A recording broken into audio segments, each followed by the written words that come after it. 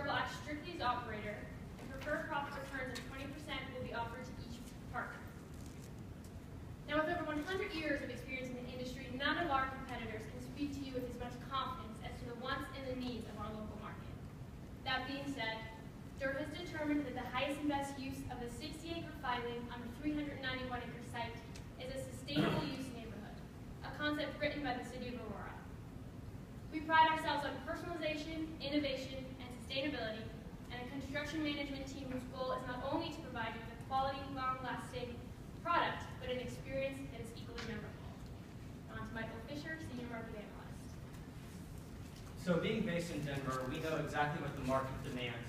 Right now is a very exciting time to be in Aurora, as the population is expected to grow 9% in the next 5 years. This means that 5,500 new homes are going to need to be built, and we want to be the ones to deliver those homes. Aurora is an amazing place to live, as there are many local highlights, amenities, parks, and open spaces, and with 300 days of sunshine, how can you not argue that it's a great place to live? Utilizing the expertise in market data of Metro Study, we were able to define our CMA, Competitive Market Area. Competitive Market Area is a border drawn around the proposed development site in which all of the market data comes from. We have 5-mile borders with natural boundaries, with I-70 to the north, 225 to the west, and the Cherry Creek School District to the south.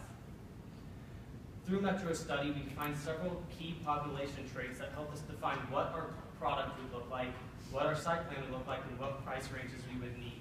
The average age is 34.4 years old, which means we will be appealing to many young people and many first-time home buyers. The average household income is $204,000, while the average income is $81,000. Through our market data, we were able to define our PRISM segments. Now, the PRISM segments are geodemographic segments used to characterize people, used by many marketers. There are 62 PRISM segments, and the 3 that we have identified make up for nearly 50% of the market. The employment in Aurora is supposed to be 90% for the upcoming year. This is higher than the national average. And the 4 highest public employers make up for 77% of the public sector, while the 4 highest private employers make up for 70% of the private sector. This brings hundreds of new jobs into Aurora each year, and we want to provide homes for the people that are coming in for these jobs. While looking at the historical housing sales from 2011 to 2013, you can see that the houses that have been selling exponentially are the homes from the $200,000 to $300,000 ranges. We offer 4 homes within these price ranges, along with options for duplex, which we predict for the rental market, which we predict will appeal greatly to the military personnel while serving at the local military bases. The price range analysis is a set of price ranges with annual openings, startings, and closings, and housing inventory, vacant and developed lot inventory, and monthly supply. We have used this data to help us predict what our absorption rate will be, which we think will be 9 houses per month. This is our local competition. We have chosen these competitors because they have similar lot ranges as us, price ranges. They're all single-family homes. They're very successful. So more than anything, this chart shows that we are on point with our competition, and what makes us unique from our competition, Jessica will elaborate on. So a sustainable use neighborhood, or SUN for short, is a list of special design provisions written by the City of Aurora, whose vision is to create a new urbanism living experience, promoting community interaction, higher density, and product and lot variation. Essentially taking all of the best elements of urban living and taking the suburban lifestyle to a new level. So an important question to answer is why investors like you would be interested in a concept like this. And the answer is that Colorado residents demand it. The City of Aurora is wisely promoting it, and Dirt Development will deliver. It also allows us to work specifically with the City of Aurora in our development and design initiatives to differentiate our site from our local competitors and to offer this new urban living experience. Now, the high-density feature allows us to create the sense of neighborhood amongst our residents, allowing us to offer features like fenced side yards and shared front courtyards. But it also allows us to maximize the product on our lot within marketable constraints. So something that makes us very unique, Dirt and Pioneer Trails, is that not only do we follow industry standards of sustainability like NAHB Green, as many of our competitors have done, but we work directly with the city and plan and we really listen to what they want and we want to provide what they want. Another sustainability feature includes a topography-sensitive design in which we offer 12 acres of park space rather than changing the natural topography of the land and building homes on top of the space. Other sustainable use neighborhood features on the site plan include shared front courtyard features promoting this neighborhood as I was discussing earlier, enhanced neighborhood safety with 8-foot tree lawns separating the 5-foot sidewalks from the road, and walkability with trails provided throughout our major neighborhood park. More specifically, there's 265 walks on our site ranging from 55 to 65 feet wide and 80 to 90 feet deep, depending on their entrance method. Each one of our roads are named after famous Colorado trails. And other features include a landscape median at the major entrance road and a detention pond to the north of our site. Now, a very unique special design provision listed in the Sustainable Use Neighborhood concept is that we must provide 4 residential housing types. Here you see listed what we've chosen from the menu. Now, what makes our products specifically designed for the sustainable use neighborhood is that we have managed to create 8 distinctly different homes using only 4 floor plans, offering both a modern and a neo-traditional elevation option.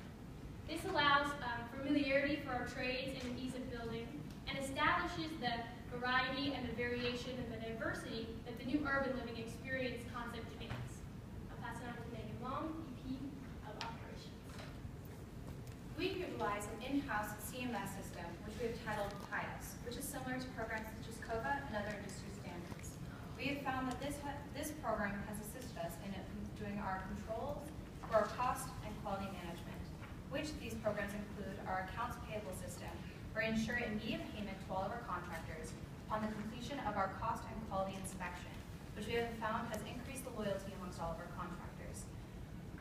For our homes, we utilize panelized construction because we have found that that is the most effective and efficient way that we're able to produce these quality homes.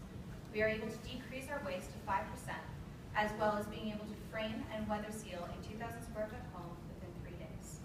Now here's Robert Denton, our VP of Construction. For the basis of our estimate, we worked with our Denver subcontractors to come up with unit rates and then applied these to quantity takeoffs. To ensure accuracy, we looked at surrounding developments in the Aurora area and our historical data from our past developments to come up with stick and brick costs between $52 and $55 a square foot. Our phase cost breakdown shows that our largest cost will be incurred during phase 3 construction due to the density. Our master schedule shows that a total duration will take 1,241 days, or just under 4 years. Our product durations are between 58 and 69 days per unit. Land development will be done in 2 phases. Construction will be done in 3 phases. Land development phase 2 will begin upon completion of construction phase 2.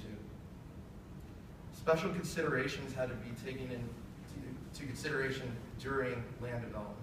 Unsuitable soil conditions are present, so a sub-excavation of 4 feet will be done. Additionally, we will use post-tension slab as our foundation. A utility assessment was done as well. Because the 60-acre filing is our lowest point of the total 391, we needed to accommodate the additional future developments that are going to be at the higher elevations. By having 3 primary oversized utility lines, we will accommodate all the needs of future developments. Now I'd like to turn it over to our sales and marketing VP, Al. At Pioneer Trails, we strive to be on the cutting edge of technology and provide our clients with everything they need right at their fingertips. In order to do this and capture the 90% of all home buyers that begin their search online, we've established a mobile application, which is available on all major platforms, as well as a website from which I'll now demonstrate a few of our key features.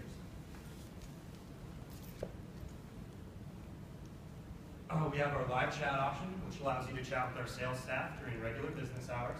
We have a login and sign-in window, which allows our investors and HOA members to log in and pay their dues. At the bottom of all our pages, we have links to our social media accounts on Facebook, Twitter, and Google+. And in a moment, you'll see our lot selection site map on the screen, which shows our model homes with four stars. The northeasternmost star on this map is our Illingwood Point model home, which will house our sales offices. Directly below this is a lot that we will use as a parking lot so we do not disrupt the flow of our neighborhood during the sales process. The southernmost star on this map is our Wounded Soldier Home and Duplex, which will house a wounded veteran in half and a model in the other half. Upon completion of and move-in of our wounded veteran, we will host a local media event, and we have a section on our website dedicated to our veterans. Other sections of our site include model options and features, interior options and pricing, as well as a Contact Us tab which shows the location of our site on Google Maps. Finally, our marketing budget is an all-inclusive marketing campaign that covers progress, initial site plan announcements, through sales of the finished product. In order to accomplish this, we've allocated $2,600 per home, and giving us a total cost of our build-out of a little over $690,000. Now I'll hand it off to Eric Husted, our CFO, to talk to you about the financials. With just under $74 million in revenue for 265 units, we're able to achieve two break-even points, one at the 22nd period and one at the 27th period. We're able to accumulate cash flow right here so that we could pay for the second phase of land development.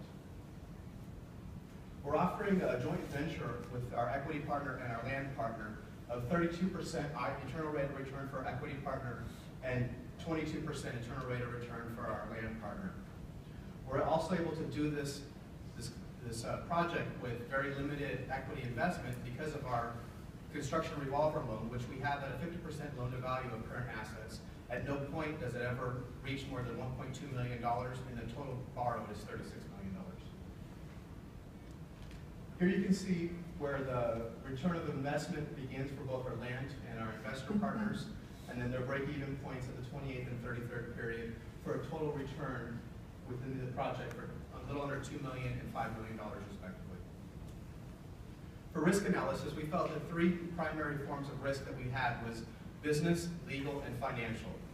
Having been in business for over 100 years with 60 of those doing residential developments, we feel very confident in this project. For legal, we have both a business liability and a builder's risk insurance that we feel will cover us. The general liability policy covering any type of liability, and then the builder's risk covering for as the buildings are being built. For financial risk, we're offering a 20% return of investment, a preferred return of investment, and our proposal is much higher than that. As an exit strategy, our preferred option would be to go through phase 3 of land development and construction, where we have an additional over 100 units. If that is unable to happen, we do have an option to sell the additional land either piecemeal as lots to individual builders or as a whole.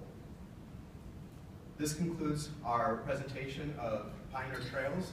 Their development would like to thank you and open the floor for any questions.